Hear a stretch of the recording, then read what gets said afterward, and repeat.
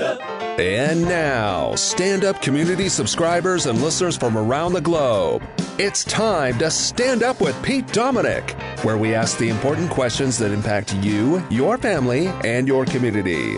Such as, do habanero peppers have the same high intensity if I ingest them through my nasal cavity? And will the new film about the final recording sessions of the Beatles reveal some of the grooviest LSD trips? And now, the podcast host who orders his fast food chicken sandwich with the assurance of a 5-time Jeopardy champion. That's right. Pete Dominic. That is right, Pete Co. You've nailed me once again. I know what I'm doing when it comes time to order the chicken sandwich at the fast food restaurants, and I know how I feel when I'm done with it. I feel guilty and ashamed. Hello, everybody, and welcome to today's episode of Stand Up. It is the last week of November, and I guess it's the first week of December, because the first 2 days belong to November, and then on Wednesday it turns December. That is how this week works. It is straddling 2 months. You don't see that very often, except for, I think, every month. I'm very happy to have you joining me here, and I'm very thankful to have Pete Co back doing the announcements, the opening of the show. I have an awesome guest joining me today. As I do on most Mondays, I connect with Maura Quint at Behind Your Back on Twitter, and we had a great conversation. We talked about Hanukkah. It's the first day of the Festival of Lights. Happy Hanukkah. And we talked about a whole bunch more as well, from Secret Santas at work to the overplaying of the issue of wokeism. We talked about sexuality and consent and so much more. Another great conversation with Maura. Unfortunately, couldn't get another guest on for today's show because I didn't plan well before Thanksgiving. But I do have an excellent week planned for you of guests, and I can't do it without your support. So thank you to all of you who subscribe to this daily news analysis and interview program. It is in the public interest each and every day. Now is the time to do it. Go to standupwithpete.com right now and sign up for a paid subscription and join us this week. It's going to be on Wednesday. We're going to do the Hangout on Wednesday. This Thursday night, I actually am performing the stand-up comedy. Thursday and Friday night, I'll be at Levity Live with my friend Craig Shoemaker, who's in town. Asked me to open for him. The comedy club is right down the street from where I live, in the mall near where I live in Rockland County. LevityLive.com if you want tickets Thursday and Friday night. Saturday night, Val and I have a date. We're going into the city to see a Broadway show, Jagged Little Pill. So that is what is going to happen this week. Wednesday night at 8 o'clock. I hope to see you there, maybe with a special guest or two. Who knows? I'm livening things up, changing things around here at Stand Up, moving the furniture around, tossing around new ideas, getting creative, want to inject new energy and ideas into the program and our community each and every day. Great to be back here in the solar-powered shed behind my house hosting today's podcast. I hope you had a great Thanksgiving. And if you celebrate Christmas, did you get the tree up? We did the tree. We got it up, got it out of the attic. We put everything up, and it was a wonderful Sunday here at home with the candles and the music and the yelling. Put your phone down and get up and help decorate the tree right now. We had, no, it was fun. We actually had a lot of laughs, great dinner, and here I am now with you. And there's no place I'd rather be. So thanks for listening to me. It's time to get to the news, which you do Monday through Thursday here on the show. Looking back at the weekend and lots to discuss on today's Last 24. Hit it. All right. Well, the big news is about the new variant of COVID. That's what everybody is talking about. Lots to play for you on that. Over the weekend, one of the greatest songwriters in the history of musical theater died, Stephen Sondheim, Friday at age 91. A man named Brian Shelton may be the first person cured of type 1 diabetes. Over the 5-day Thanksgiving holiday weekend, moviegoers in the U.S. and Canada spent around $142 million in tickets for movies like Encanto, House of Gucci, Ghostbusters, the new Ghostbusters. Black Friday shopping in stores dropped 28% from pre-pandemic levels as Americans just decided to stay home. Didn't stop my wife, mom, and daughters from going to the mall in Syracuse on Friday. Insane people, I say, but they had a good time. And a top fashion designer named Virgil Abloh died of cancer at the age of 41 years old. One of the most influential designers of his generation, apparently, has been battling the disease for several years. All right, well, let's get back to the big story, which is Omicron. And I'm prepared to cover this. I've got all kinds of different perspectives. I pulled audio for you. That's what I try to do, is give you a perspective as much as I can on what people are saying, the experts, the pundits, the politicians, the leaders, the public health experts from around the world on a situation like this. And, of course, a lot of questions for so many of us around this new variant. But countries around the world, the New York Times writes, are scrambling to stop the spread after the WHO described Omicron as a variant of concern, its most serious category. WHO said the variant, first detected in southern Africa, carries a number of genetic mutations that might allow it to spread quickly, perhaps even among those who are vaccinated. But scientists say vaccines seem likely, I repeat, likely to work against it. Omicron has been spotted in Hong Kong. Belgium may well be in other countries outside Africa. Germany, Italy, and Britain reported cases yesterday, or rather on Saturday. African officials lashed out at new travel bans, saying that the continent was again bearing the brunt of panic policies from Western countries and that the vaccine hoarding helped pave way to this crisis. Yet, my understanding, according to one account I heard, is that South Africa has like 16 million unused doses, so there's some vaccine hesitancy, still trying to understand what's happening there. They also have great tracking and research scientists, and so they find these variants sometimes first, report them, and then they get penalized for it, is my understanding. European nations did not find the variant until after South Africa alerted them to it, demonstrating the gaps in their own surveillance efforts.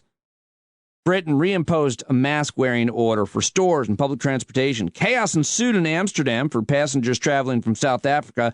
And my state, New York State, declared a state of emergency in anticipation of a new surge in cases. Again, I've got a lot of sound for you here, but let me just read from Dr. Ajish Jha, who, writing an op-ed in the New York Times, he is Brown University School of Health expert, and he's the dean there. He writes, every few months, the world learns of a new variant of the coronavirus. While most of these variants turn out to be inconsequential, some, like the Delta variant, are immensely consequential. The latest, now known as the Omicron variant, bears very close watching because of concerns that it may spread more quickly than Delta, possibly even among the vaccinated. It is essential that world leaders respond quickly and aggressively even before all of the data about this variant emerges. In the days ahead, as information builds, it will be tempting to give into fear or indifference. We cannot succumb to either. The global community must take each variant seriously. Acting early is far superior to waiting until all the facts are in. It may turn out that the variant is not more contagious, or that it responds perfectly well to our current vaccines. In that latter fortuitous scenario, the current response may be seen as an overreaction. But if this variant, with all of its concerning features, turns out to be as contagious and immune evasive as many experts worry it might be, waiting until all the facts are in will leave us hopelessly far behind. How worrisome is Omicron? There are three key questions that help scientists understand how consequential any variant might be. The first question is whether the variant is more transmissible than the current prevalent Delta strain. Second question, does it cause more severe disease? And third, will it render our immune defenses from vaccines and prior infections less effective? A phenomenon known as immune escape. So those are the questions that Dr. Ajish Jha is asking in the New York Times. And here are the questions they're asking on Fox and Friends over the weekend with these three absolute stooges, Will Cain, Pete Hegseth, and some other lady from a reality show. Pete Buttigieg, our transportation secretary, is potentially our new president in 2024, or so the Democrats want, has said we can't fix the supply chain problem until the pandemic is over, until COVID is over. And now we see these new variants. So that's the answer, is more lockdowns, more fear. And therefore, he doesn't have to do his job of fixing the supply chain because we'll just keep this whole thing going. It's always a new variant. And you'll count on a variant about every October, every 2 years. Oh, I think it's going to, yep. You're probably right. I mean, however, They could speed up. The variants could come more quickly. And we're going to need a new variant here. Yes. My gosh. I mean, just to be clear, they are criticizing or making fun of evolution. That's what these variants are. They are mutations. It's a virus evolving. They are being critical of one of the most fundamental scientific discoveries of our time, evolution. They're being anti-evolutionary, and they're acting as if the government is creating somehow, coming up with these variants for political purposes. And of course, it's not Democrats doing it.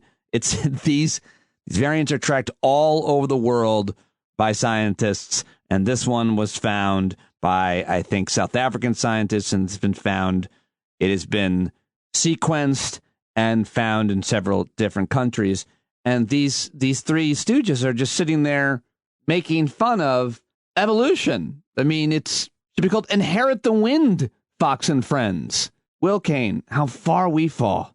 All right, now let's get to the rest of the experts that are actual experts. First, here is Francis Collins, the outgoing director of the National Institute for Health. I think this is CNN's State of the Union.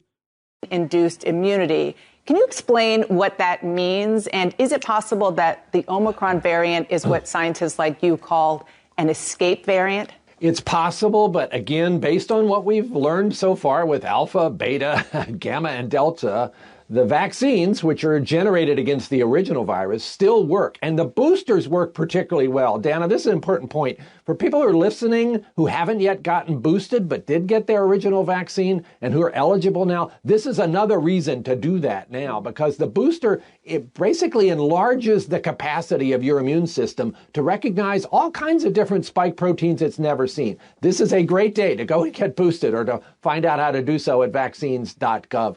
But yes, we worry that in the worst case, you might have a virus that is so different that the vaccines really don't enable you to have protection. That's the kind of thing we need to check out as quickly as possible. We'll get some sense of that already from what's happening in South Africa, because about 37% of South Africans are vaccinated. We should be able to find out in the next 2 or 3 weeks, is the protection that they're having somewhat better than the unvaccinated people? That data is going to start to emerge. And we'll be able to work in the laboratory and ask, if you took serum from somebody who's been vaccinated, does it actually neutralize that virus in the lab? And that'll take also another 2 or 3 weeks. So stay tuned. We're going to get better information about this. There's no reason to panic, but there's a great reason to go get boosted. All right. So Dr. Collins, Francis Collins says, go get boosted. If you gotten boosted, I hope you have. And he's so folksy. It makes the deadly viruses sound not as scary. I like that guy. But what you're hearing from everybody is we're going to know a lot more in about 2 weeks. After a few more days, even, we're going to have so much more data on this variant. But let's go to Dr. Scott Gottlieb. He is always very articulate, even though he has no personality. I always love to play him here on the show. He's on Face the Nation on CBS, former FDA chief. He's on the board of Pfizer. Here is what he had to say about what is known about this current variant and whether or not it's more dangerous. Gottlieb. Not right now. The three critical questions right now is, first, is this more virulent? So to your question, is this making people more ill? There's no indication that it is. And in fact, there's some anecdotal information off of physicians in South Africa that this could be causing milder illness. Now, that could be an artifact of the fact that the initial cases seem to have been clustered in younger people, perhaps in outbreaks around the universities. The second critical question is, does this escape immunity? And this is the question that has people concerned, because when you look at the genetic sequence of this new variant, it has a lot of mutations that we know correlate with escape from immunity that's conferred by prior infection or by the vaccines. But then the third critical question is, does that escape from immunity increase its transmissibility? And there's an assumption right now that it does. We don't have a firm answer to that question. But even if its ability to escape the immunity that we've acquired from prior infection or vaccines does make it more transmissible in certain circumstances, the question here is going to be whether or not a fully boosted individual, someone who's had 3 doses of vaccine, has good protection against this variant. Right now, if you talk to people in vaccine circles, people who are working on a vaccine, they have a pretty good degree of confidence that a boosted vaccine, so 3 full doses of vaccine, is going to be fairly protective against this new variant. The other critical question we're going to need to answer is whether or not someone who has immunity from prior infection from Delta also has good protection against this new variant. If those 2 things hold true, if someone who's been infected with Delta is well protected from this and someone who is fully boosted is also well protected from this, that could be a pretty good backstop from this becoming really epidemic in the United States. All right, Dr. Scott Gottlieb on CBS's Face the Nation. And now let's go to yet another doctor. This is our friend, Dr. Peter Hotez, who I reached out to and hope to connect with on this podcast this week. Here he is cheating on me with Ali Velshi on MSNBC. You know, the other thing about these variants that have mutations in the spike protein was similar ones that we've seen before, the B1351 out of South Africa, the Lambda out of South America. Those never really went anywhere. So it's not as if just because you have mutations in the spike protein that it spreads all over the world. The fact that we've now identified this isolate in Hong Kong and Australia and Europe, as you point out, likely the United States, that doesn't mean necessarily that it's more transmissible. This has been pretty much true of every variant, that it pops up in multiple places very quickly. Just like when we first tried to enact travel bans from China and the virus had already entered into New York City from Southern Europe to ignite the terrible epidemic there. I think the most important thing we need to know now over the next week or so is this so transmissible that it has the ability to outcompete Delta? Because that seems to be the major factor. It's not so much the spike protein and the vaccine resistance that accounts for the big pandemics in the United States for the variants. It was Alpha that arose out of an unvaccinated population in the UK in 2020. Then it was outcompeted by Delta among an unvaccinated population in India in 2021. Is this the one that comes out of an unvaccinated population in South Africa in 2022 and outcompetes Delta? So far, I don't think we really know that yet. I mean, it has accelerated in one province in South Africa, where Pretoria and Johannesburg are located, a highly urbanized province of South Africa. It doesn't mean it's going to do the same anywhere else. So I think the bottom line is there's a lot we don't know. I'm not panicking about this variant yet right now, honestly. Ali, my biggest concern for the United States is the fact that we're about to undergo yet another big winter Delta wave that's going to rifle through an unvaccinated population in the upper Midwest and the rest of the country, just like it did in Texas and the South. So Hotez more concerned at this point about the Delta variant and the winter than he is right now about Omicron. But here is the South African doctor who first identified the new variant of the coronavirus. She's speaking out, emphasizing that more time is necessary to truly understand it. Her name is Dr. Angelique Coetzee. She's the chairwoman of the South African Medical Association. Spoke to multiple media outlets over the weekend about the unusual symptoms she spotted in patients diagnosed with Omicron variant. The overall patients that was recorded yesterday was 3,000 and around about 3,700. So our positivity rate is 9.2%. It is more than we would have loved it to be. But looking at the mildness of the symptoms that we are seeing, currently there is no reason for panicking as we don't see severely ill patients. So what we see with this one is, again, it started, normally it will always start with your younger people. So it started with the younger generation, 40 and less. And the most predominant clinical complaint is severe fatigue for 1 or 2 days, with then the headache and the body aches and pain. Some of them will have what they call a scratchy throat, and some will have a cough, a dry cough, but it's not a constant cough. It comes and goes.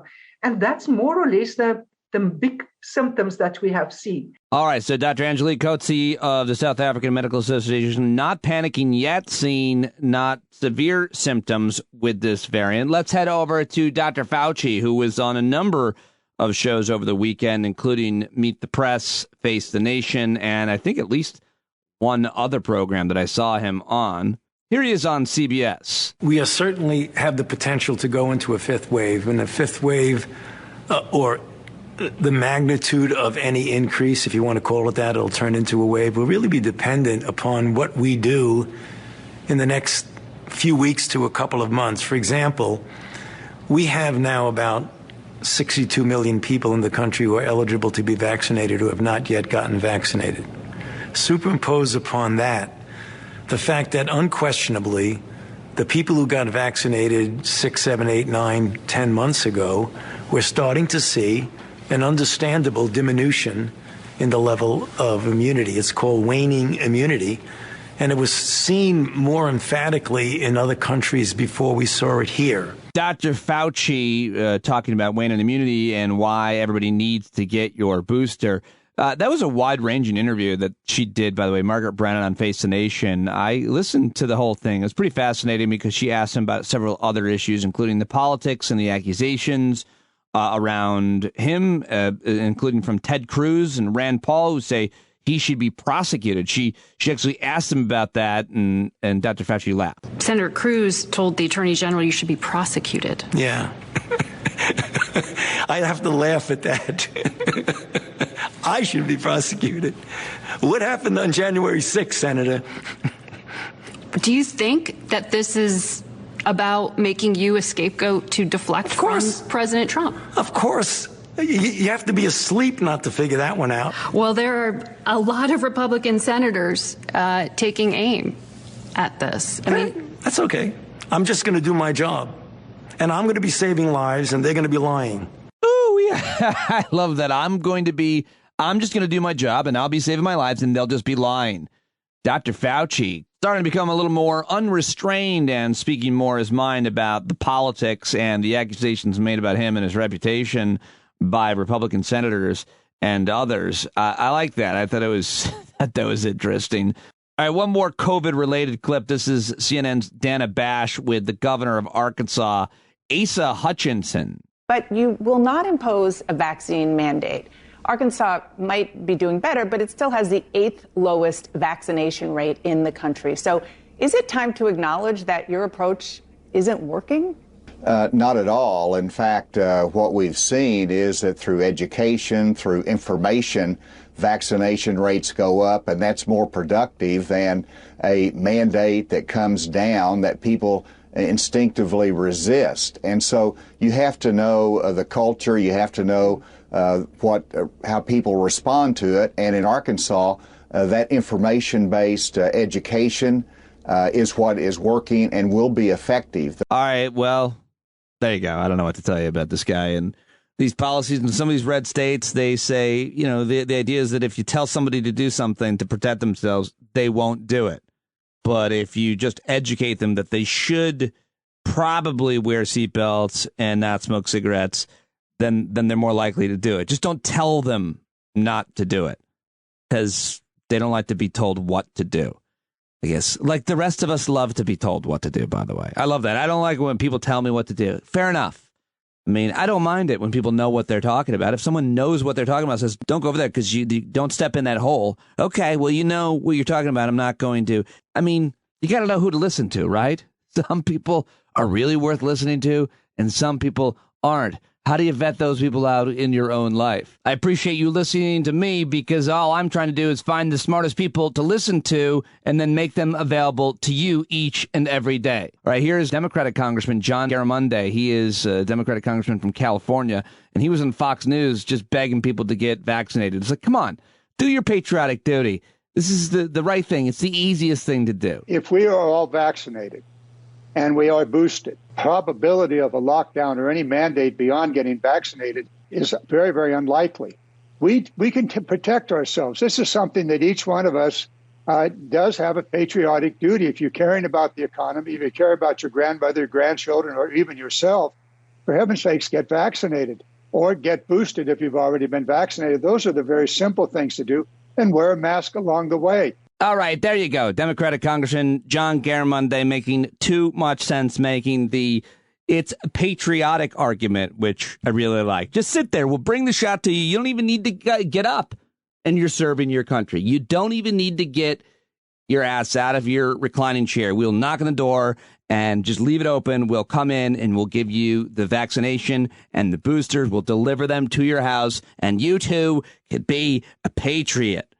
Okay, speaking of patriots, here is former governor of South Carolina, former secretary to the UN for Donald Trump, Nikki Haley, who has completely sold out any shred of integrity that she might have ever had to dear leader Donald Trump. But in this clip, she makes perfect sense, and I fully agree with her. We seriously need to have a conversation that if you're going to have anyone above a certain age in a position of power, whether it's the House, whether it's the Senate, whether it's vice president, whether it's president, you should have some sort of cognitive test. Like, just like you have to show your tax returns, you should have some sort of health screening so that people have faith in what you're doing. And right now, let's face it, we've got a lot of people in leadership positions that are old. Yep, I fully agree with her. And obviously, I'm sure she's probably talking about Joe Biden, but you could talk about Donald Trump, you could talk about Chuck Grassley or Patrick Leahy in the Senate,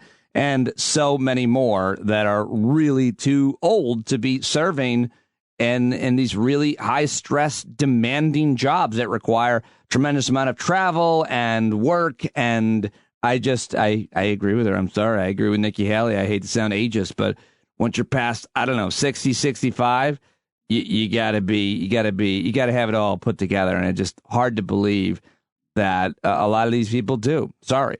All right, a few other random but newsworthy clips that I want to share with you that don't really have a segue or link to another clip, but I just grabbed them all. So here is Congressman Adam Schiff. He is on the January 6th committee investigation. He was asked about whether or not he would be subpoenaing Mark Meadows, who was, of course, President Trump's, I think, fourth chief of staff. I think he's still working with and for him. I think he's still a hanger-on. I think he just hangs out in Mar-a-Lago and like spray paints Trump in the morning and feeds him cheese and crackers or whatever the hell he eats. Anyway, here's Adam Schiff responding to the question about Meadows.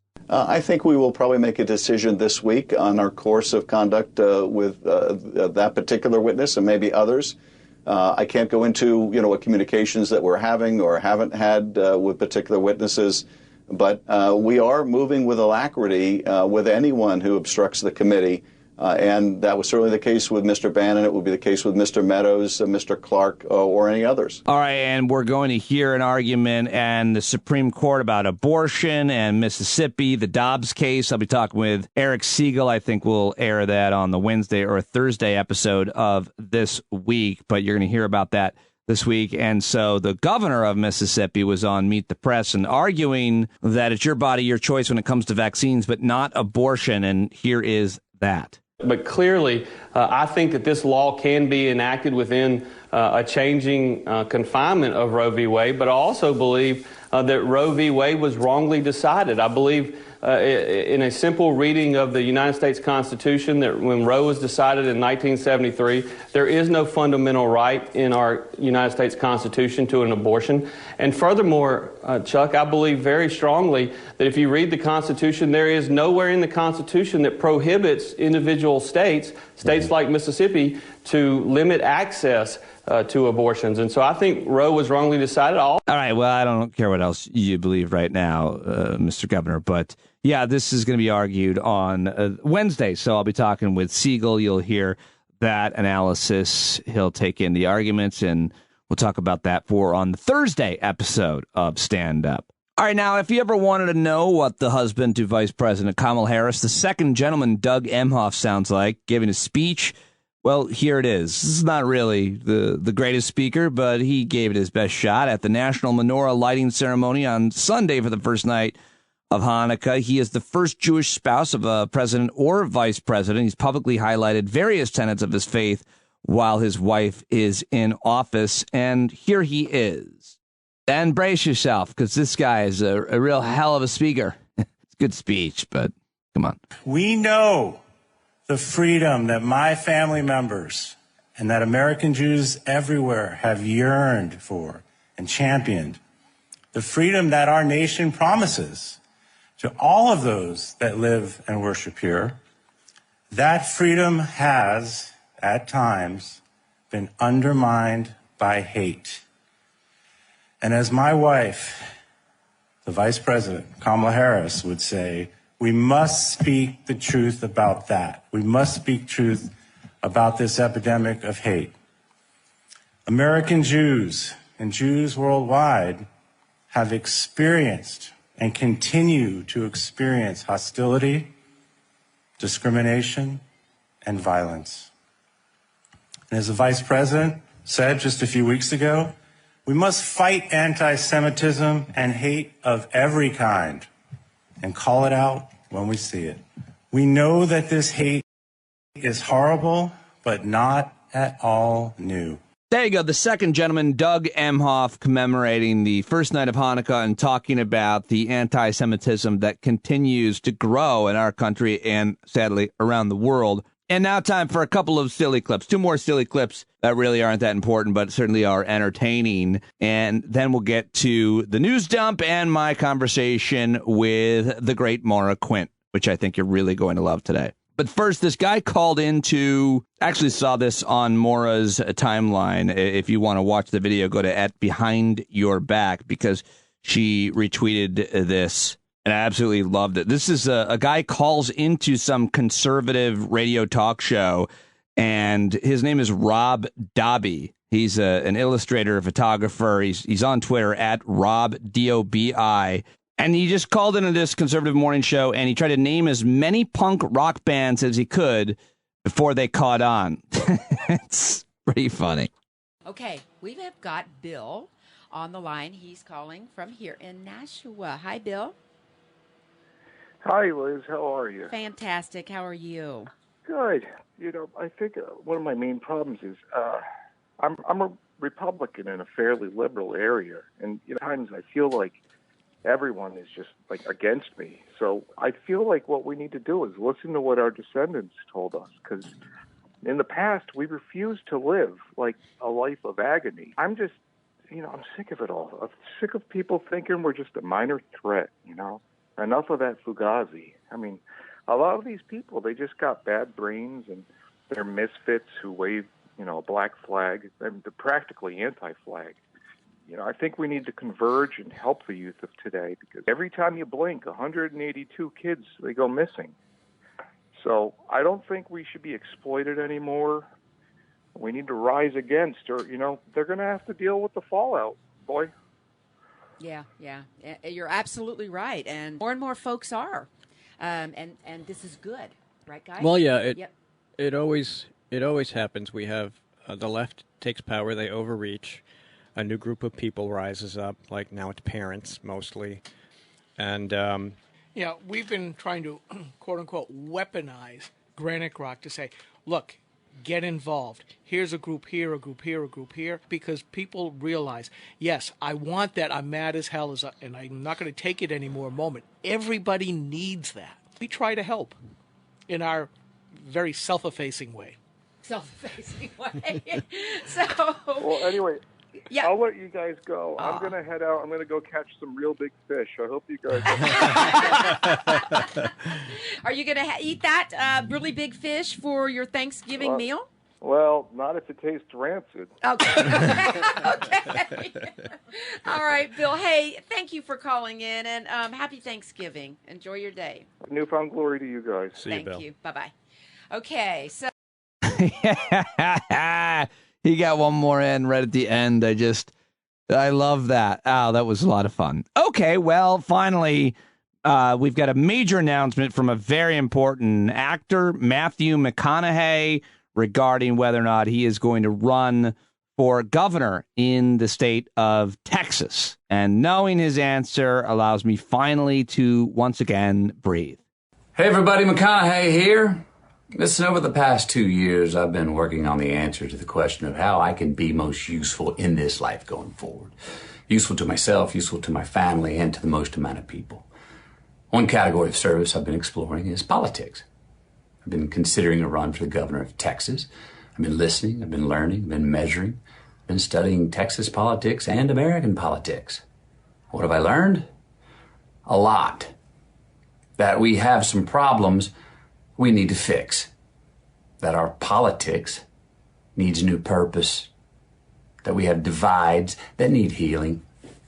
that we need more trust in our lives, that we got to start shining a light on our shared values, the ones that cross party lines, the ones that build bridges instead of burn them, that our children are our greatest asset. So, hey, let's be as good of parents as we can be.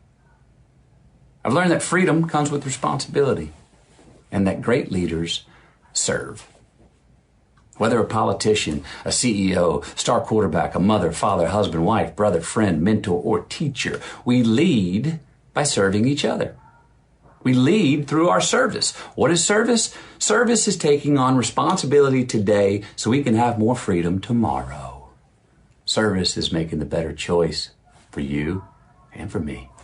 Service is the investment we make in ourselves. So, can we recognize that when we serve others, we actually serve ourselves and vice versa? Do we have the courage to help out more than we hurt? Can we expect to get what we earn more than what we think we deserve? Can we give ourselves more reasons to trust each other first instead of last? That's the leadership that we need. That's the investment in our states and our country that we need. That's the investment we need. As a simple kid born in the little town of Uvalde, Texas, it never occurred to me that I would one day be considered for political leadership. It's a humbling and inspiring path to ponder.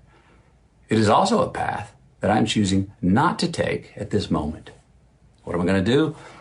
I'm going to continue to work and invest the bounty I have by supporting entrepreneurs, businesses, and foundations that I believe are leaders, establishments that I believe are creating pathways for people to succeed in life, organizations that have a mission to serve and build trust while also generating prosperity. That's the American dream. And politicians, well, the good ones can help us get to where we need to go, yeah. But let's be clear, they can't do anything for us unless we choose to do for ourselves. So to the leaders and the servants out there and the leader and servant in each one of us, cheers to you.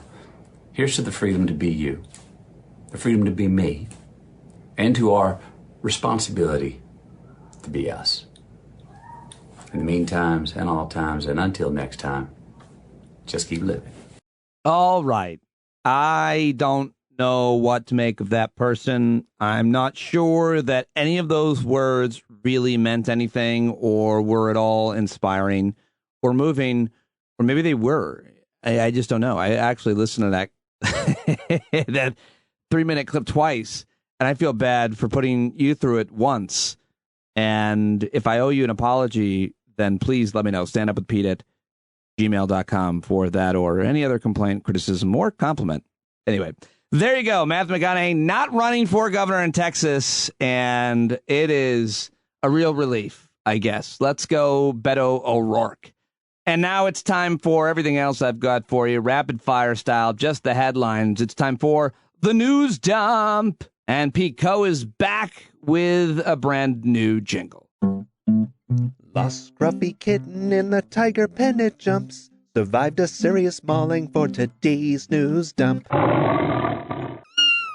Wow, yet another news dump jingle ripped right from the headlines, which is, here's Newsweek. Kitten survives attack from 3 tigers in nail-biting video. A stray kitten managed to survive wandering into a tiger enclosure and being confronted by 3 big cats, and shocking footage posted to Instagram by a princess of Dubai. Wow, this was shared on social media last week. Good grab, Pete, and congratulations to that brave kitten. All right, what else have I got for you? Let's see. The trial of Ghislaine, how do you pronounce her name? Ghislaine Maxwell, alleged accomplice of Jeffrey Epstein, is set to start Monday, so I'm sure everybody's going to be paying attention to that. British socialite who was accused of helping her close confidant Jeffrey Epstein recruit and sexually abuse underage girls, set to begin on Monday, more than 2 years after the convicted sex offender's sudden death in prison. Procter & Gamble is recalling 18 of its Old Spice and Secret aerosol... Secret, I made it sound like they were secret. That's the brand, Secret aerosol antiperspirant sprays in the U.S. after it says cancer-causing chemical benzene was found in some of its products. Yikes! Big body spray guy, although I don't have those brands. But, yeah, it's great for hiding the scent of weed, is what my friends told me. All right, well, to our Canadian friends, hey, Carlo, Canada is digging deep into strategic reserves. Teresa, too. I'm just thinking of Canadian listeners off the top of my head. We're digging into our oil reserves, but apparently Canada is digging into their maple syrup reserves. A poor harvest season and booming demand has prompted Quebec's syrup cartel to release around 22,000 tons of the luscious liquid, and I'd like to swim in it because I love me some maple syrup. The Quebec maple syrup producers are apparently sometimes referred to as the OPEC of maple syrup. I love it. I love that story. It tastes delicious. Amazon reported they saw record-breaking Black Friday sales. I guess retail sales were lower in other sectors, but online, they were great. A top Amazon official said Sunday the online retail giant had a record-breaking Black Friday this year. 27 more Russian diplomats have been expelled from the U.S., according to the Russian ambassador to the U.S. in an interview released on Saturday. A large group of my comrades, 27 people with families, will leave us on January 30th, noting the officials are facing a serious staff shortage. The diplomats have been asked by the United States to leave the country by early September as their visas expire. I don't know much more about this story, but I thought I'd mention it. Somebody stowaway was found in the landing gear of a plane after a flight from Guatemala to Miami. Officials discovered a 26-year-old man inside the aircraft's landing gear compartment after a flight from Guatemala landed in Miami on Saturday morning. U.S. Customs and Border Protection said in a statement the man was being evaluated at a hospital after he was discovered on the flight. I mean, the point is, he survived. He survived riding in the landing gear. And the former defense secretary, Mark Esper, he was defense secretary for Trump, his last defense secretary, and then Trump fired him via a tweet after the election. After Trump lost, he then fired the defense secretary, which may remind you how scary that was because he was putting in his toadies, his loyalists to run the Defense Department. But now the former defense secretary, Mark Esper, is claiming a lawsuit against the current Defense Department that material in his memoir and his book is being improperly withheld from his use as he seeks to publish a, quote, unvarnished and candid memoir of his time in President Trump's cabinet. So that's an interesting story to follow as well. And finally, a story out of Alabama where a sheriff there is trying to figure out how hundreds of FedEx packages ended up dumped in the woods. An estimated 300 to 400 packages of various sizes were found in a ravine near the small town of Hayden, Alabama, Wednesday. Deputies were sent to guard the scene until FedEx workers could arrive to pick up the packages. It wasn't clear why the packages were in the ravine, but the sheriff said he hoped to have some answers soon. Dad, if it weren't for those Duke boys, we wouldn't have got away with it. Wait, what? All right, well, I hope that wasn't your package in the ravine, but apparently FedEx says the security of our customer shipments is a top priority, and we're going to get those packages to where they need to be. All right, well, I hope they get to the bottom of that crazy story out of Alabama. All right, well, that is today's news dump. And now it's time to get to my first and only guest of today's show, Maura Quint. But first, I'm very excited to tell you that this month I again am working with GiveWell.org, an amazing organization, because when you give to charity, how much impact will your donation actually have? That's the question, of course, you want the answer to. And it's a question that can be really hard, if not impossible, to know. Because most charities don't tell you how your money will be used, and they can't, or how much good it's going to accomplish. You may know it'll theoretically help a cause, but how? Or more importantly, how much? If you want to help people living in poverty with evidence-backed, high-impact charities, and you know I care about that, I recommend that you check out GiveWell. I've been working with this organization for years. I know the people who run it. I know the philosophy that it is founded on. And all month, I'm going to be promoting GiveWell because they spend over 20,000 hours each year researching charitable organizations and only recommend a few of the highest impact, evidence-backed charities that they found. Over 50,000 donors have used GiveWell to donate more than $750 million. Rigorous evidence suggests that these donations will save tens of thousands of lives and improve the lives of millions more. And here's the best part. GiveWell is free. GiveWell wants to empower as many donors as possible to make informed decisions about their donations. They publish all of their research and recommendations on their site for free. No sign-up required. They allocate your tax-deductible donation to the charity you choose without taking a cut. and that is important. If you've never donated to GiveWell's recommended charities before, you can have your donation matched up to $250 before the end of the year, as long as matching funds last. So go now, claim your match, give to givewell.org and pick podcasts and enter Stand Up, or givewell.org/stand up. Givewell.org/stand up. Make sure you knew they heard about GiveWell from Stand Up with Pete Dominic to get your donation matched. The Boston Globe calls GiveWell the gold standard for giving. Bed nets, preventative medication for malaria, vitamin A supplements, so simple to make a huge impact.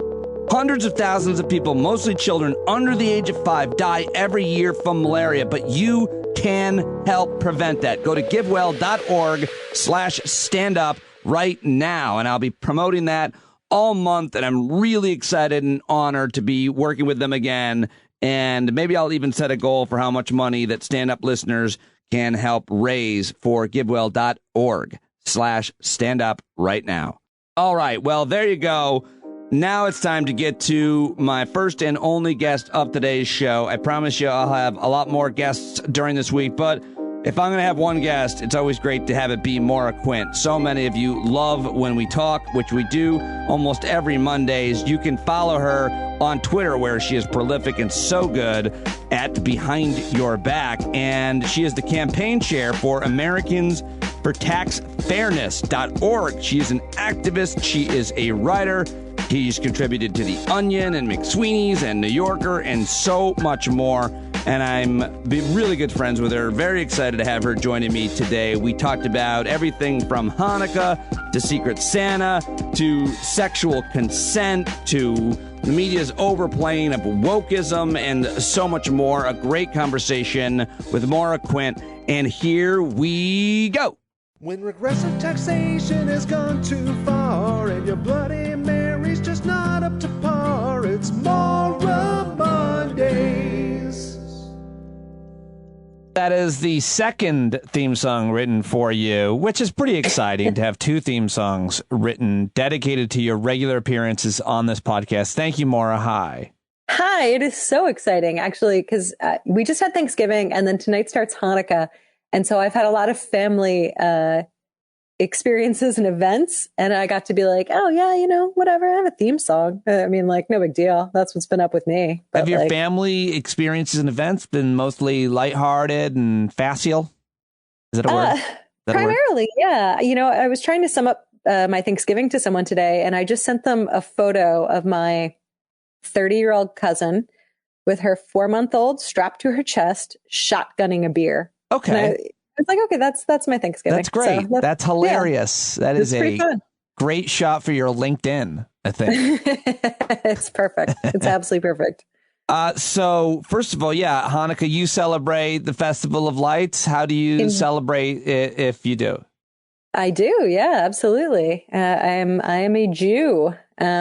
So, you know, I celebrated the old-fashioned way. We light a menorah, and then, you know, we punch out some people to protect a synagogue, that kind of thing. Just basic, just basic stuff. You know? Sure. Yeah. Yeah. Normal stuff. You take over the media, I think. This is right. Time We just, of the year. Look, every Hanukkah, there's a cabal. We come together and we talk about how we're going to run Hollywood in the coming year, and that's what Hanukkah actually is. I mean, not a lot of we don't talk about it, but that's generally what happens. You grew up as a minority Jew, yes, in Pennsylvania? I was a minority in my own family, but yes, also in Pennsylvania. So the feeling, I'm told by one person who had a similar experience, that is, and maybe two, that you grow to be jealous of the Christian boys and girls and their chocolate and their Santa and their presents. Is that an experience that you dealt with? No, not at all. Oh. No, I didn't have that at all. Why not? I had no jealousy.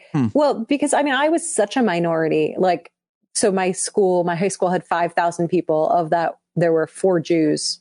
Half of that was my brother and I. And then there was one other brother and sister in the entire school in 5,000 people. So like, when you're that level of a minority, when you're just a real unique, like, standalone, you then become kind of a curiosity and like a fascination. And now you're something kind of special. It's different than when you're sort of a minority majority or things like that, where you're like a group that can kind of be picked on. But when you're just the only one, you get treated kind of special because it's like, ooh, this is something new and fancy and strange. And so, and by special, do you mean they made you wear a gold star, or what do you mean? I mean, like the only one who was getting like the Nazi, swastika, like written in you ever feel in the bus window? Did you ever get any kind of anti-Semitic anything when you were growing up? Yeah, no, that was a true story. Someone did draw a swastika in a bus window, like while I was there. But for the most part, and I mean, like I got a lot of like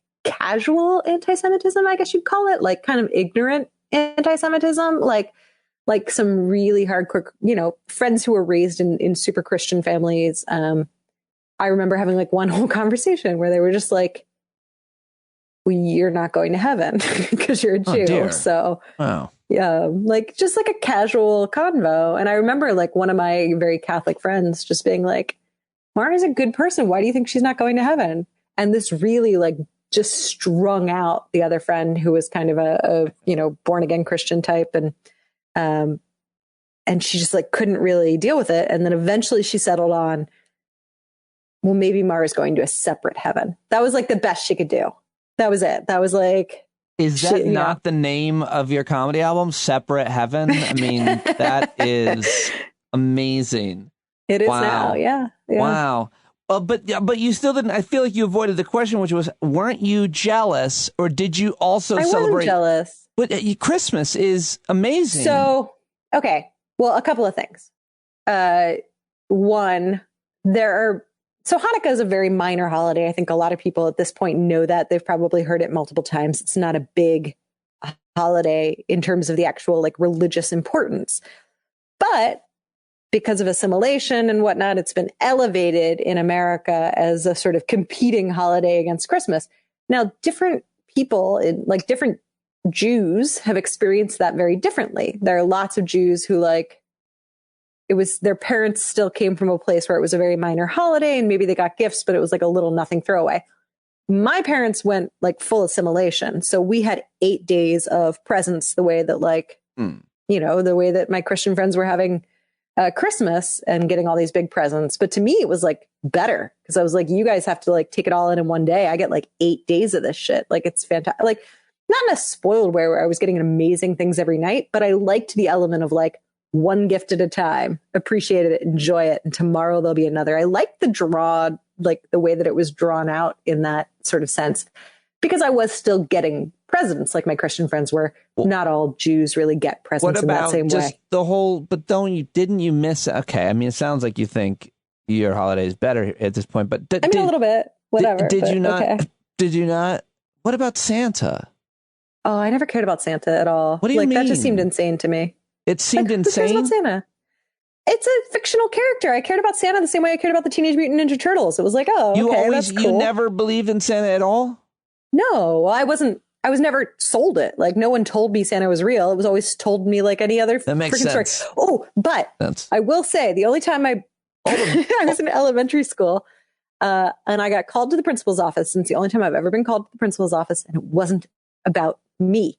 I got called to the principal's office because my younger brother, 2 years younger than me, was in trouble. And they like called me in, I don't know, to take care of him. I don't know. Very strange. But I had to go to reckon, I suppose, with the fact that my brother had gotten in a fist fight in 3rd grade because he like told some kid that Santa wasn't real. And some kid was like, absolutely, he's real. And the other was like, no, he's not real. He's never been real. Like, why do you think he's real? And the kid got really mad and punched my brother in the face. And then I got called to the office to like take care of I don't know why I was there, but they did call me in. Jewish kids just went around killing Santa. Just ruining it for everyone else, but then getting punched in the face for it. So, lesson learned. I actually had to talk to my kids about it. Like I told them the story of their uncle as like a cautionary tale. I was like, Santa's not real, but your friends might not. Uncle Dan got punched in the face for this. Don't say anything.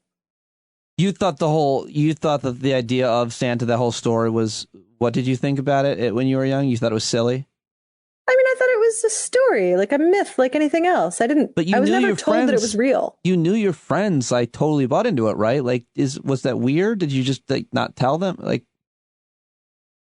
it didn't really, I think, occur to me that they really bought into it. I didn't like question it. I wasn't going that deep on this shit, you know? What about it was just kind of like. Clearly you haven't. Like, I'm asking you these questions thinking you thought a lot about it, and you're just staring at me like, I don't. I know. I in no way thought about it. We did not believe in Santa, and I didn't think about anyone else believing in Santa. I thought they all knew. But all the movies, I'm just saying, you were just bombarded with Santa everything, and you never wanted to buy into it, and obviously you didn't buy into it, but you didn't think it was weird that I did.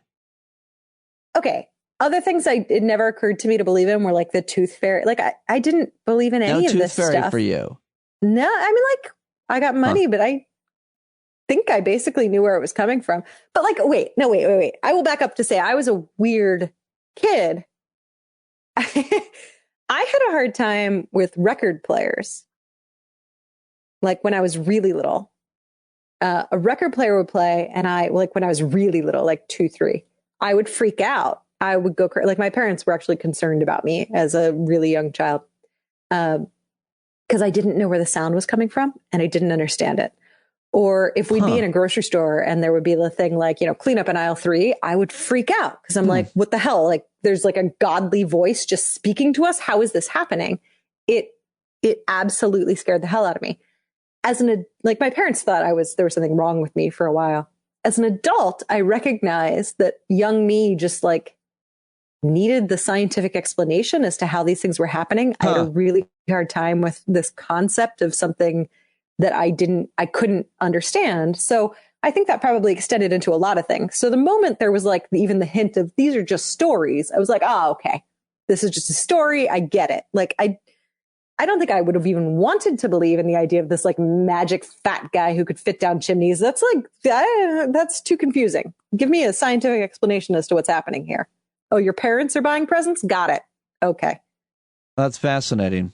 That's interesting about your cognitive development as a child, needing explanations to understand. Did you, just as a kind of a somewhat sidebar, I then guess you've never experienced, I might have asked you this before, any kind of paranormal anything in your life? Have I ever experienced paranormal things? I definitely have. Oh, I have. Absolutely. Oh, you have? Oh, I have. Yeah. That's me as a kid. As a kid, I needed, I'm sorry, there's a dog snoring next to me if you heard that. But as a kid, I needed the scientific explanations. As an adult, I'm far more willing to accept that there are things I cannot understand. Is it something that you can share or explain easily? Paranormal? Or is it some long, I don't know. No, I think like probably the most straightforward experience I've had was... You've had more than one? Yeah, I have. I don't know what they are. I'm not sitting here saying I believe in ghosts. I have no idea what I experienced. I just experienced things that could not be explained. Right. Sure. Okay. Yeah. I like the way.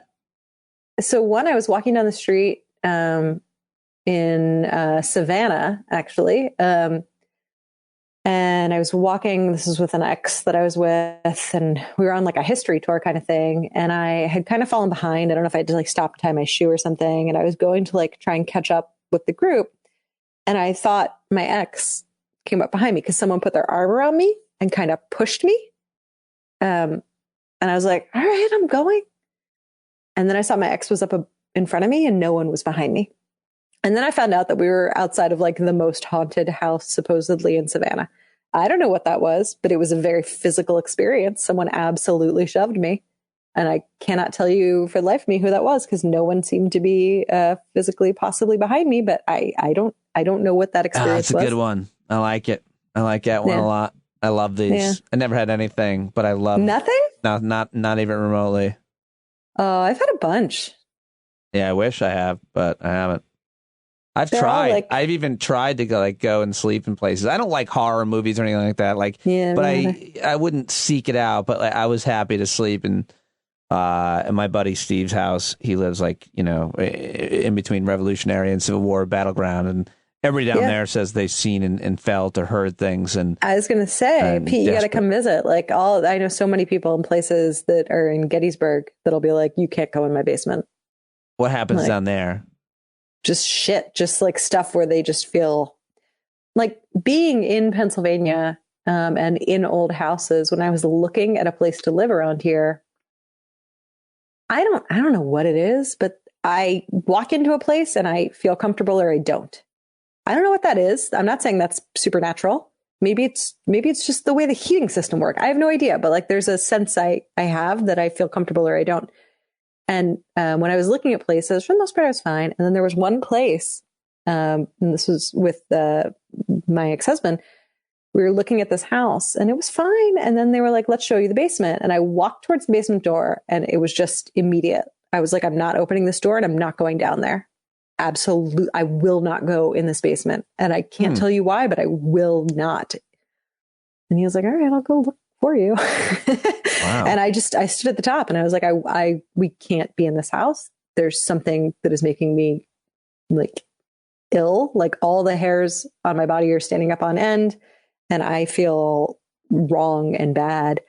And then eventually as we were leaving, the lady was like, yeah, there's been some supernatural, like, stuff that people have reported in this house. And I was like, yeah, cool. I don't even need to know because I can't be in this house. Wow. I don't know what that is. Again, like, who knows? It could just be there's a weird gas leak coming from that particular thing that, affects me or people like me.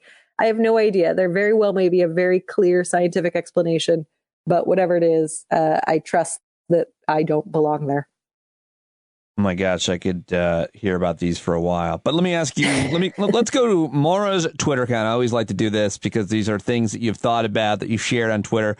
Very popular Twitter account, @BehindYourBack. It is this time of year, and by this time, I mean Secret Santa time. And you are doing a group Secret Santa. You tweeted, swap. You got someone you don't know, but you looked her up, and she's really, really cool. But you say you're lost and you need help. So you've asked for suggestions on Twitter to get someone a gift under $25 that says, I'm also really cool. I don't know. Maybe we should be best friends or something. That last part I got lost. But the point is, you asked for suggestions for these and you got 127 responses. Yeah. Well, yeah, people had a lot of ideas. I mean, half of them were real. Half of them were nonsense because you're asking Twitter. So it's going to be a lot of people like, give her drugs. But do you like doing this Secret Santa thing? I do. I love it. Okay. I love it. It's so fun. Yeah. I love getting like unexpected something. It's neat. And did you any suggestions that you decided to take? This is a good idea for everybody. I like this one. Yeah. Well, there is. So I think you mentioned, or we definitely talked about in the last couple of weeks, like how I've done this thread with independent artists shouting out their own sites. And one of the artists who I had purchased from a couple of years ago was like, Maura, come back to my site. And I was like, yeah, actually, it's perfect. She does these really cool little saucers and plates and then does kind of irreverent wording on them. So that was something great. And then someone else suggested like nothing really matters is what's engraved. Yeah, that's the one she suggested. Really I got one that said like, I have a take, or I have thoughts on that, or I could go on, something like that, where I was like, okay, that's appropriate. I bought one from her a year or two ago that said everything is a construct, and I love it. And I have it like right where I can see it all the time. And it makes me great. So happy. It's one of my favorite things that I own. So I got one of those, and then someone else suggested an adult coloring book. Yeah. Which the group, I should say, that I'm doing this swap is a like mom's group. So I really liked the idea of a grown-up coloring book because this is a woman with a young child who's going to be coloring. So it's like a way to like, do something with your kid, but you're also kind of letting off steam, and it's a stress relieving activity. So I liked that a lot too. So I went with those two. And then they actually both were so inexpensive and still under $25 that I have a couple more bucks to spend on this lady. So, well, some of the other suggestions were at-home COVID tests, which doesn't seem like a very thoughtful gift. And it's almost like if you gave that to someone, it would seem like they have bad breath. So you're gonna get it. No, clearly. I think that's like a good you thing. Like that? I wouldn't want to go out, but they want to think that they're they want to know if they're like safe to go out. I like that one, but they're expensive in the U.S. They're cheap abroad, but expensive here. And what was the other thing? Someone suggested a flask engraved with someone's name or a saying. And then, if not a flask, this person tweeted that it's surprisingly inexpensive to get items engraved. And that is a great idea. I have an engraved flask and I love it. I think it's a great little gift that was given as being like a cast member or something. I don't know. Yeah, I have one too. I have actually a lot of flasks. I have a lot of flasks and a lot of different designs. Like a couple look like flasks and you know it. But I also have one that looks like an old school cell phone that's actually a flask. Oh, that's cute. Oh, it's fantastic if, say, you're going someplace like a concert, or where you're like not allowed to bring in alcohol, but like they see a phone.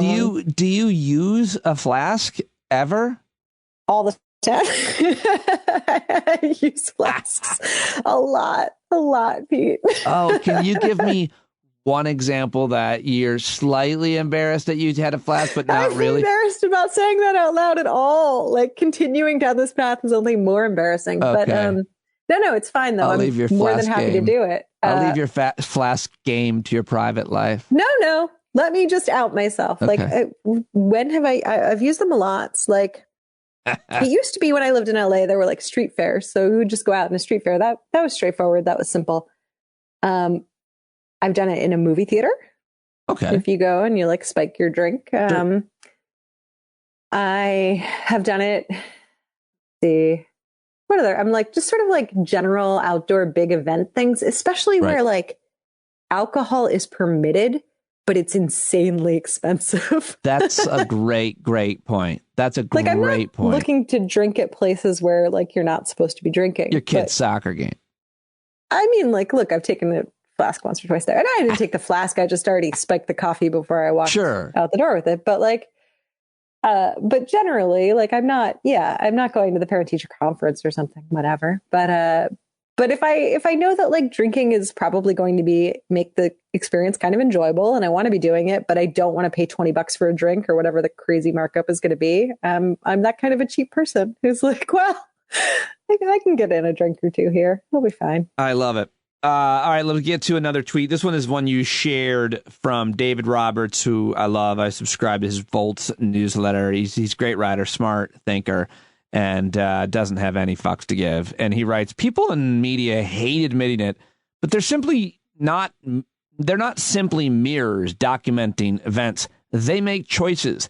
They decide what's worth our attention and what matters. They have decided that wokeism matters more than the still ubiquitous baseline racism and sexism in the U.S. You shared that, and I thought we could talk a little bit about that tweet. I think it's a very important point that he's making. Of course, that's his framing. That's what he's seeing. That's what he's hearing. But it's hard to deny the first part. They're not simply mirrors, documented events. They make choices. If an airplane crashes, they talk about it for 9 hours with an aviation expert, if we're talking about television. What did you hear about that first part? They're not simply mirrors, documented events. They make choices. What about that first part? Well, that's something that I have sort of long held as true. And it's one of those things that always comes up whenever people talk about being fully objective, or that journalists need to be completely neutral and completely objective, which is just fundamentally impossible because ultimately we cannot focus on all things at all times. So the mere moment of making the choice as to what deserves attention is a subjective choice. And so you're instantly not neutral. You're instantly bringing a perspective to whatever it is simply by choosing that as the thing that needs to be covered. And I think that's something that in general, I really love hearing other people say. I think it needs to be said more because the sort of myth of pure neutrality, I think needs to be torn apart. And we need to be more honest about what is actually happening. And at any given moment, we can only attend to so many things. So we should be aware of what other people are telling us to pay attention to and what they are therefore telling us not to pay attention to or not drawing our attention to. I think that's incredibly important. Yeah. Whatever editorial choices they make, if it's a newspaper, what goes on the front page, what goes on A9, what do they assign reporters to cover, and what different conflicts around the world are reporters resourced. And by the way, that's why you need money, I think, more than anything else, to have a decent journalistic endeavors. You want to have reporters reporting on stories at different places all over the world, or if it's local, both at City Hall and the police department, et cetera. You want to have people out there actually documenting what happened, and that costs money. But but they're choosing to cover the stories. If it bleeds, it leads, et cetera, and not necessarily, stories that matter or are more impactful, like something about healthcare or employment or any other number of things. It's a choice, and I think that's super important. But then he writes that basically people in media have decided that wokeism matters more than the still ubiquitous baseline racism and sexism in the U.S. How do you interpret what he is saying in that tweet? Well, I think that there's a lot of attention drawn to, things that are woke and whether or not it's problematic or what people think about it. But I also think that part of that is simply, fish not reporting on water, right? Like you're just so surrounded by something and so accustomed to it that they don't pay attention to it. So when we look at the structural hierarchies that have been in place that are inherently racist, inherently sexist, it's hard to almost report on them because they are just what we sort of know. And you have to point out people's biases that have been bred into them by a long history of society. And that is complicated, and people often resist that. And so it's hard to get people really interested. That's hard to get the clicks. It's hard to get people paying attention. Whereas this sort of relatively new thing of wokeism, whatever that means, but really what it means generally is sort of pointing out these structures and the racism and the misogyny to them. That's new. That's kind of smaller. That's easier to point to as something different. And so I think there tends to be more attention paid to it. But, we need a lot more being done just to talk about the water we're swimming in, which is a more difficult beat to take, but it is fundamentally more important. Wokeism can, I guess, go too far. It's easy to caricature, and that's what's getting far too much attention as opposed to the water that we're swimming in each and every day, the everyday sexism, everyday racism that people experience on a regular basis, and trying to understand that as what, or our role, and as what used to be described as woke, and it wasn't pejorative. But now, of course, I think culture, smart culture, the culture I respect, the people I respect have decided to say, yeah, it's now being used pejoratively. No longer, let's not use it anymore, right? Like that's been decided. I mean, certainly, I don't hear woke being used anymore in a way that is not trying to replace another slur that they don't want to say, that they think they'll get in trouble with saying, so they say woke instead. Can I ask you about two more tweets? Mm-hmm. Yes, you have time? Yes, absolutely. Right. I'm here. Well, let's specifically try and get rid of me, Pete. No, I'm not because I want to keep talking, please. I have a bug in here. So I want to ask you, we mentioned sexism just now, and then, in another tweet of yours, you write, this is somewhat related, but I think you'll connect the dots. You write, years ago, I was sitting on a dock with a boy. This is, by the way, this tweet was in response to something else, but it doesn't matter. I don't think. Years ago, you tweeted, I was sitting on a dock with a boy I'd met. He asked me what I was thinking, and I babbled on. Then he said, want to know what I'm thinking? And I said, yes. And he said, I'm thinking I'd like to kiss you, if that's okay. And it sent an electric shock through my whole body. Now, is that a bad thing or a good thing, that electric shock? And if I'm, I want to ask you, I want to get consent for everything nowadays, and that's being anti-sexist. That's being thoughtful. So what am I missing? Yeah, well, there are still people who are claiming that consent is ruining the moment. And so that was what my tweet was in response to, is that there was a whole article that was written that consent was ruining the moment. And that was just a memory that I had of this, and a memory that I had of being young. I mean, I was a teenager in that particular story. And so it wasn't even like, we're not talking recent. We're not talking about like, a guy who's been through the ringer and has learned, like, this was a kid during a time before anyone was necessarily having these types of, well, I'm sure people were, but it wasn't a sort of national conversation that was happening. And it was so hot. And it's funny because, I mean, I was very constrained by the Twitter character limit there. And I thought electric shock would clearly be something good. But I think that there are a couple of people who also wanted to say, is that a good or a bad thing? But no, it was a very good thing. It was electric. It was wonderful. It was a very exciting moment. And I loved it. So it was fantastic. And I think, I think we are still having the conversation of, is consent sexy? And I think that even having had that experience, if you had asked me that question 10 years ago, I might have hesitated. I might have been like, oh, well, because there was this thing in my head of like, well, a guy should just grab you and kiss you. Like, that's what's sexy. That was the sort of concept of what hot was. But then actually in the moment and experiencing it, that's only hot when the other, like when you both are aware that that's what the person wants. And that takes some sort of consent. It's not hot when someone does that and you're not really into it. So there's like this element that's been left out of what is sexy. And I think it needs to be restated that like consent is really, really hot. It's it gives you this extra little moment that you didn't get otherwise. That sort of like build up. But you're saying that it can be and often is, but it doesn't, it isn't always required. Two people can get hot and heavy spontaneously without any consent, and it could be okay. And one person could immediately be like, oh, hey, slow down there, champ. I don't know what signals you were getting. And then that would be fine.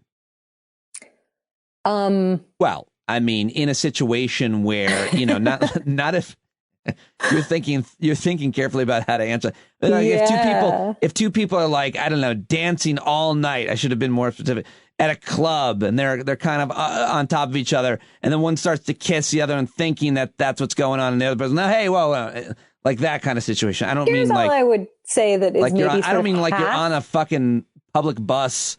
I will give you like a half agreement. I think consent is very sexy. I think that there are many ways to consent. I don't think it has to be like fill out this form as to what I'm allowed to do with you. Sure. I think there are lots of verbal ways to express and to ask. I also think that there are some nonverbal ways to allow that, like maybe you want the next type of step. But I also think that that's really, really delicate. And it's one of those things where it's like, I can't go around saying that everyone can read those signs or can read them well.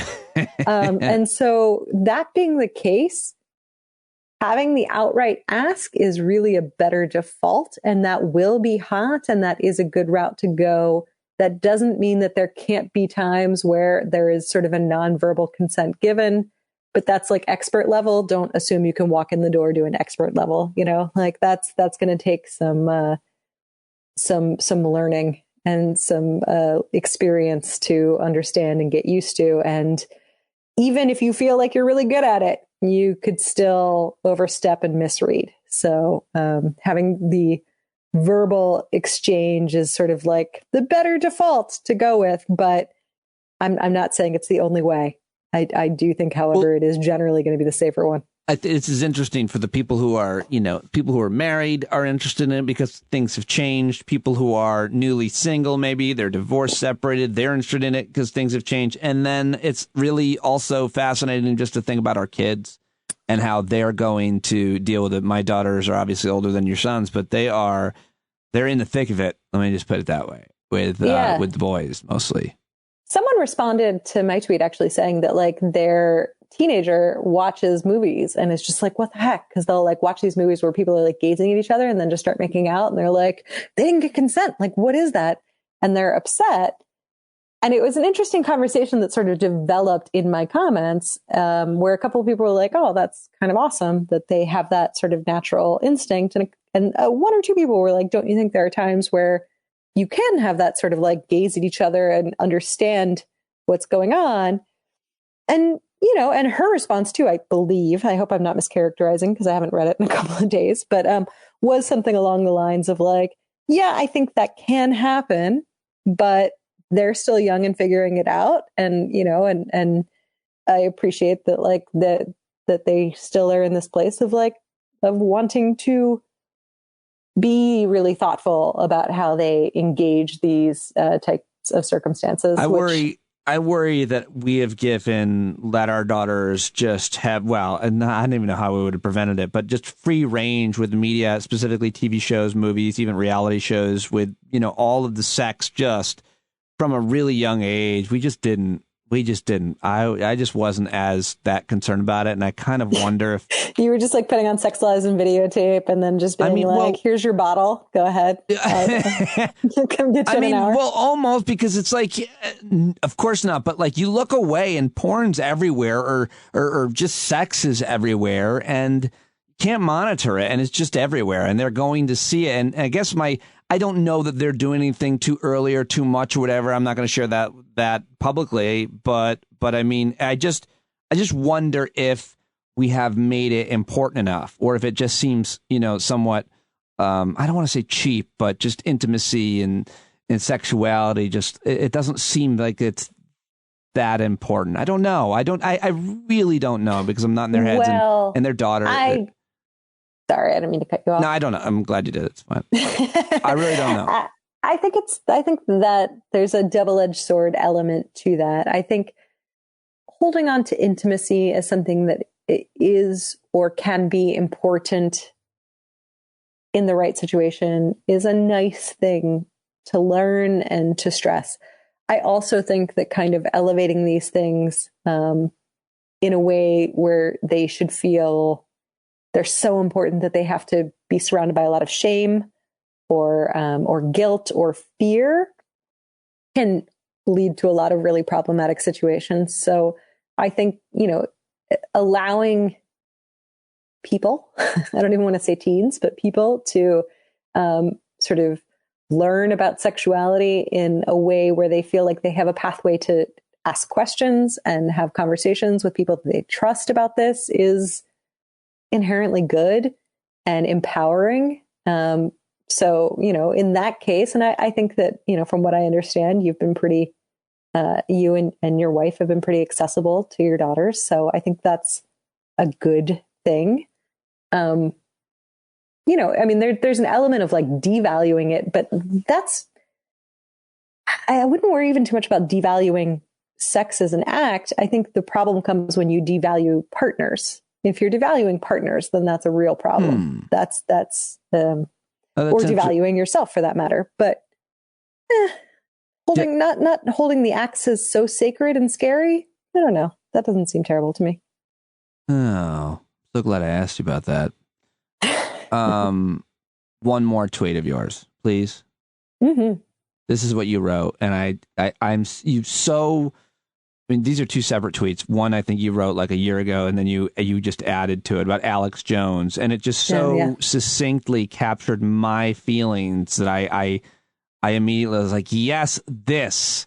You write, Alex Jones terrorized families whose babies were gunned down, and if he got his dick and balls chopped off every day and woke up to find they'd regrown solely so that they could be hacked off again forever, it would be too kind of a fate for that syphilitic pustule. What is this of a man? What's that Pustule, word? Yeah. Pustule.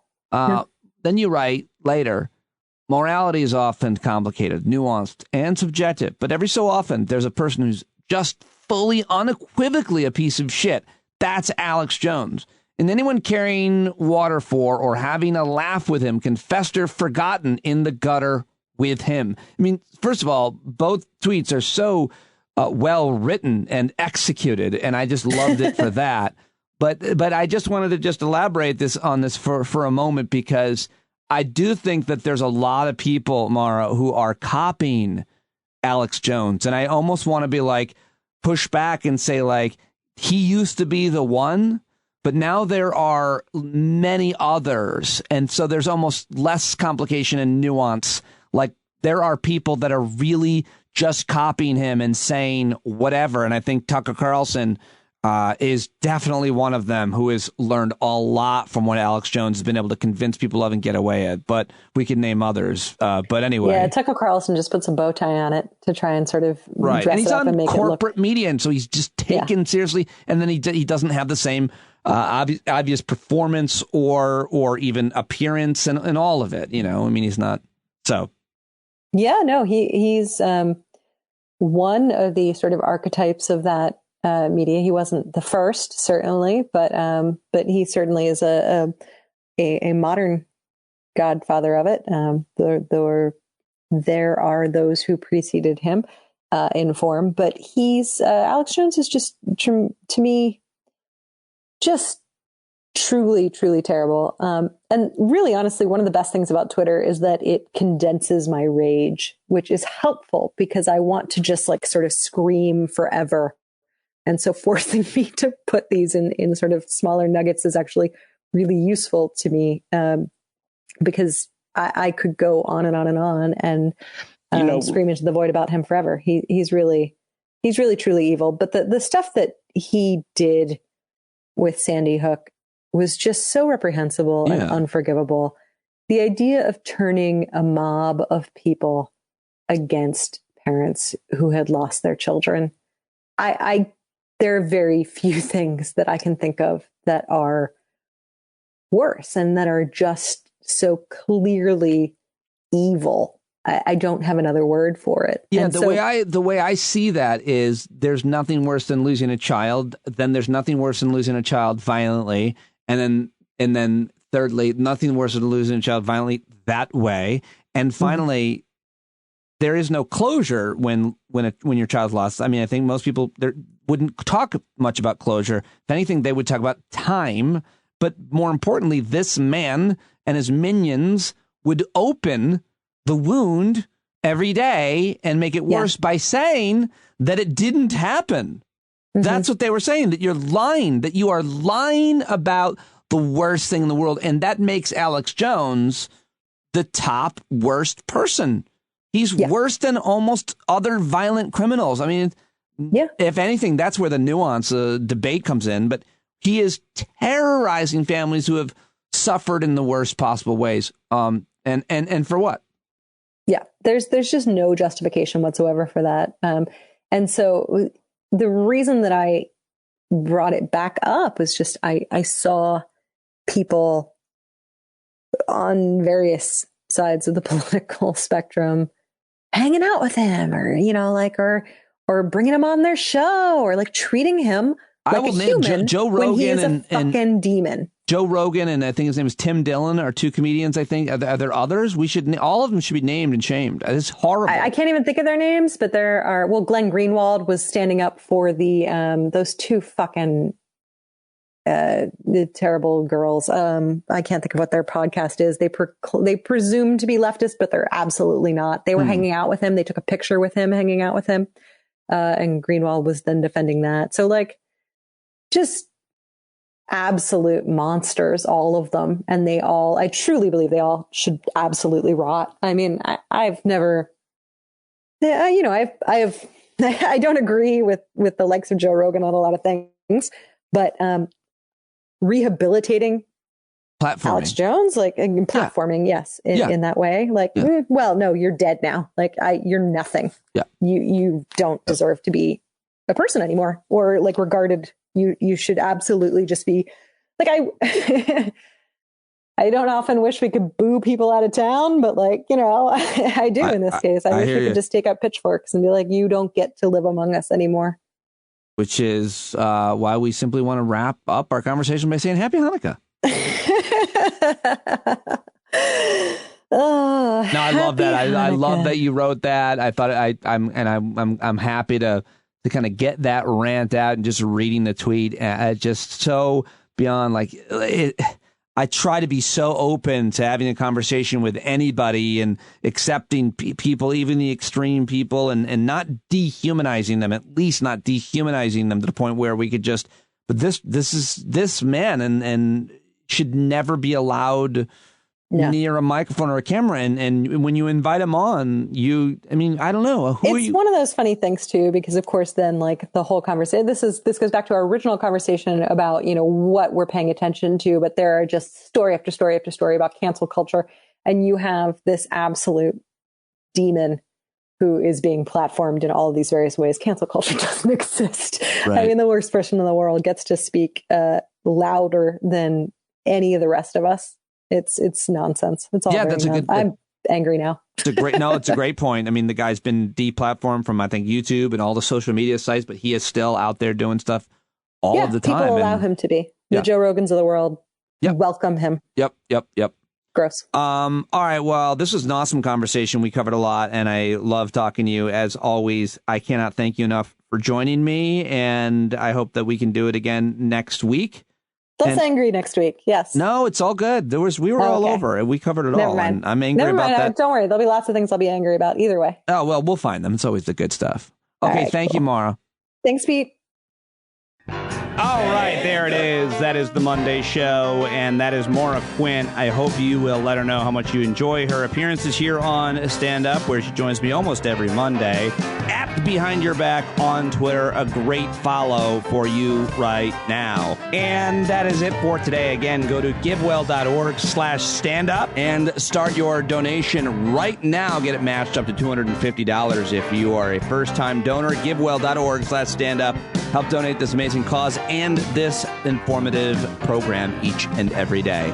That is all I've got for you. Wednesday night, we will hang out. If you are a stand-up subscriber, you get an email every day with a vitamin N picture. If you haven't sent any lately, send them over right now. standuppete@gmail.com for anything. And I will talk to you tomorrow. John Carroll taking us out, as he always does, with our song, Stand Up, everybody. Have a great day. Love you. Bye-bye.